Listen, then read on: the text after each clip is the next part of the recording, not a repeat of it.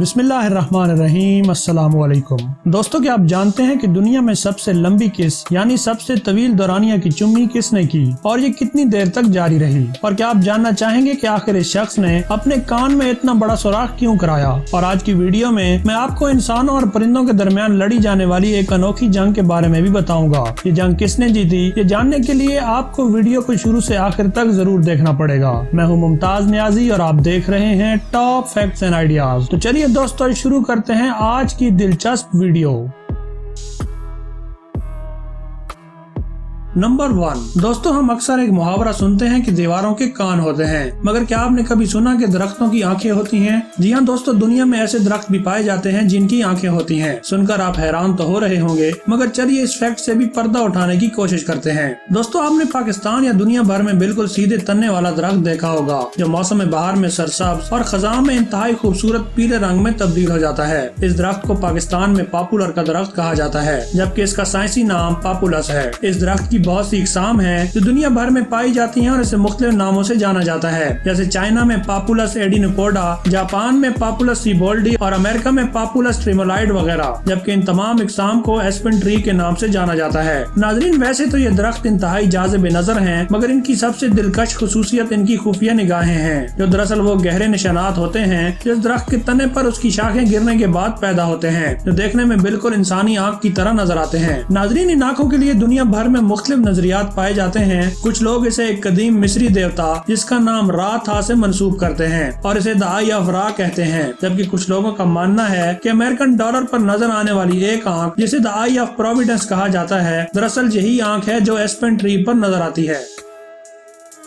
Number 2। दोस्तों, body modification एक ऐसा अमल है जिसमें इंसान अपनी ख्वाहिशात की तकमील के लिए या लोगों की तवज्जो हासिल करने के लिए अपने जिस्म में कोई ना कोई ऐसी तब्दीली लाता है जो हमेशा के लिए हो, यानी इस अमल के बाद बॉडी दोबारा अपनी असल हालत में वापस नहीं आती। इसकी बहुत सी इकसाम हैं, जैसे टैटूज, बॉडी पियर्सिंग यानी बॉडी में सुराख करवाना, स्किन इम्प्लांट्स यानी जिस्म में किसी नई चीज को दाखिल करवा के उभार या डिजाइन बनाना, या टंग स्प्लिटिंग यानी जबान को दो हिस्सों में तकसीम करना वगैरह शामिल हैं। लेकिन आजकल एक नई किस्म की और इंतहाई खतरनाक बॉडी मॉडिफिकेशन का रुझान आम हो रहा है, जिसमें इंसान के कान के दरमियान वाला हिस्सा काट दिया जाता है, यानी कान में सुराख कर दिया जाता है। इस अमल को कॉन्च रिमूवल कहते हैं, जो कि हमारे कान के दरमियान एक बहुत बड़ा सुराख पैदा कर देता है। अस्तगफिरुल्लाहिल अज़ीम। नाज़रीन, सबसे पहले ये सर्जरी या मॉडिफिकेशन ऑस्ट्रेलिया से ताल्लुक रखने वाले एक ट्रेवलर चार्ल्स बेंटले ने स्वीडन के एक मशहूर स्टूडियो काम बॉडी मॉडिफिकेशन स्टूडियो से करवाई। इस स्टूडियो के ओनर चाय मायबर्ट इस किस्म की बॉडी मॉडिफिकेशन के लिए काफी मशहूर माने जाते हैं। ताहम उन्होंने कान में सुराख की फोटो अपने फेसबुक पेज पर अपलोड कर दी, जिसको देखकर लोगों ने हैरत का इजहार किया। ताहम चार्ल्स बेंटले ने यह दावा किया कि उन्होंने कान में सुराख इसलिए कराया ताकि वो अपने कानों की सुनने की सलाहियत में इजाफा कर सकें। ताहम मेडिकल माहिरीन ने चार्ल्स के इस दावे को मुस्तरद करते हुए कहा कि इस बात का कोई सबूत नहीं कि इस किस्म की सर्जरी किसी शख्स के कान की समात को बेहतर बना सकती है, क्योंकि कान कुदरती तौर पर बिल्कुल परफेक्ट बनाए गए हैं। ताहम ऐसी सर्जरी इंसानों के लिए काफी नुकसानदेह साबित हो सकती हैं। नंबर 3। दोस्तों, इतना तो आप जानते होंगे कि दुनिया भर में पेश आने वाले अजायबात या रिकॉर्ड्स को महफूज रखने के लिए Guinness book of world record नामी एक किताब का इस्तेमाल किया जाता है, जिसमें कोई भी किसी भी वक्त अपने नाम कोई भी रिकॉर्ड लिखवा सकता है। मगर इसी किताब में दुनिया की सबसे लंबी किस का इंदराज भी किया गया है। जी हाँ दोस्तों, दुनिया की सबसे तवील दौरानिया की किस यानी चुम्मी का दौरानिया 58 घंटे 35 मिनट और 58 सेकंड रिकॉर्ड किया गया है, और ये रिकॉर्ड थाईलैंड से ताल्लुक रखने वाले एक जोड़े इकाचाई तेरी नारत और लक्साना तेरा नारत ने अपने नाम किया, जो कि 12 फरवरी 2013 से 14 फरवरी 2013 के दरमियान बनाया गया। इस मुकाबले में टोटल 9 जोड़ों ने शिरकत की थी, मगर थाईलैंड से ताल्लुक रखने वाले मिस्टर एंड मिसेस तेरा नारत ने यह मुकाबला जीता और इन्हें हजारों डॉलर्स के साथ साथ 2 हीरो से बनी हुई अंगूठियों से भी नवाजा गया। क्यों दोस्तों, कैसा लगा ये फैक्ट? मुझे कमेंट्स में जरूर बताइएगा।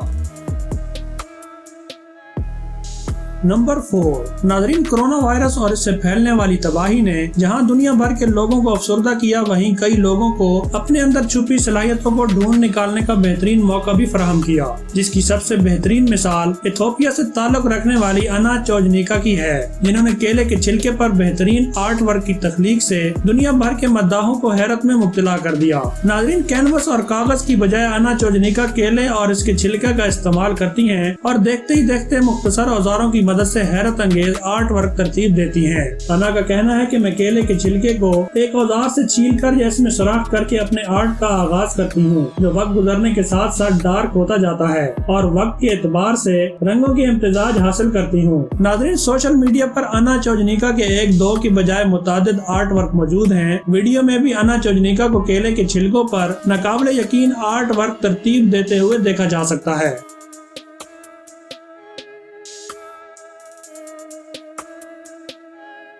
نمبر 5، دوستو، جب بھی جنگ کا نام لیا جاتا ہے تو ہمارے ذہن میں آرمی یا انسانوں کے درمیان لڑی جانے والے جنگ ہی آتی ہے، مگر کیا آپ ایسی جنگ کے بارے میں جانتے ہیں جو انسانوں اور پرندوں کے درمیان لڑی گئی تھی؟ جی ہاں دوستو، یہ جنگ سن 1932 میں آسٹریلین آرمی اور آسٹریلیا میں پائے جانے والے بڑے سائز کے شتر مرغ جیسے نظر آنے والے پرندوں کے درمیان لڑی گئی تھی۔ ان پرندوں کو ایمو کہا جاتا ہے۔ سن 1932 میں آسٹریلیا کی اسٹاک مارکیٹ بری طرح کریش کر گئی تھی اور فصلوں کی قیمتیں بھی بری طرح گر گئی تھی، مگر کسانوں کو صرف یہی پریشانی نہیں تھی، بلکہ ان کی پریشانی میں اضافے کی ایک اور وجہ ایمو بھی تھے جو ان کی فصلوں کو چٹ کر رہے تھے، اور یہ تعداد میں اتنے زیادہ تھے کہ ان سے مقابلہ کرنا عام انسان کے بس کی بات نہیں تھی۔ لہذا کسانوں نے آسٹریلین آرمی سے مدد لینے کا فیصلہ کیا۔ آسٹریلین آرمی کا خیال تھا کہ وہ ان پرندوں کو بآسانی مار بھگائیں گے، مگر جیسے ہی انہوں نے 50 ایموز کو اپنے طرف آتے دیکھا تو ان پر گولیوں کی برسات کر دی، مگر بمشکل صرف 2 ایموز کو ہی مار سکے۔ اس واقعہ کے 2 دن بعد آرمی نے 1000 ایموز کو اپنے طرف آتے دیکھا تو دوبارہ ان پر فائر کھول دیا اور تقریباً 2500 گولیوں کے راؤنڈ ضائع کرنے کے بعد صرف 10 ایموز کا شکار کر پائے۔ ناظرین، انسانوں کی جنگی حکمت عملی دیکھنے کے بعد ایموز نے بھی حیران کن طور پر اپنی حکمت عملی ترتیب دی اور وہ 5 سے 6 کے گروپس میں تقسیم ہو گئے۔ اب جیسے ہی آسٹریلین آرمی ان پر فائرنگ کرتی، وہ سب ادھر ادھر بھاگ جاتے۔ صورتحال کی نزاکت کو دیکھتے ہوئے آرمی کے اسپیشل یونٹس کو میدان میں اتارا گیا اور ہیوی مشینری سے 10,000 راؤنڈ فائر کیے گئے، مگر آرمی بمشکل صرف 900 پرندوں کو ہی مار سکی۔ اتنا ہی نہیں، اس فائرنگ کے بعد ایموز کا حملہ اور شدید ہوا اور 20,000 ایموز نے مل کر علاقے کی فصلوں پر حملہ کر دیا۔ ناظرین، اتنی زیادہ تعداد میں ایموز کو دیکھتے ہوئے آرمی کو واپس بلا لیا گیا اور اس طرح ایموز نے یہ جنگ جیت لی اور 3 سال تک اس علاقے پر اپنی حکومت قائم رکھی اور بالآخر دوبارہ جنگلوں کی طرف لوٹ گئے۔ اس طرح وہاں کے کسانوں کی جان میں جان آئی۔ ناظرین، یہ جنگ تاریخ کی کتابوں میں درج ہے، جسے دی گریٹ ایمو وار کے نام سے جانا جاتا ہے۔ دوستوں، امید کرتا ہوں کہ آج کی ویڈیو آپ کو ضرور پسند آئی ہوگی۔ ویڈیو پسند آنے کی صورت میں اسے لائک اور شیئر ضرور کریں اور کمنٹ سیکشن میں اپنی رائے سے بھی ضرور آگاہ کریں۔ مجھے اجازت دیجیے، اپنا اور اپنے پیاروں کا خیال رکھیے۔ اللہ حافظ۔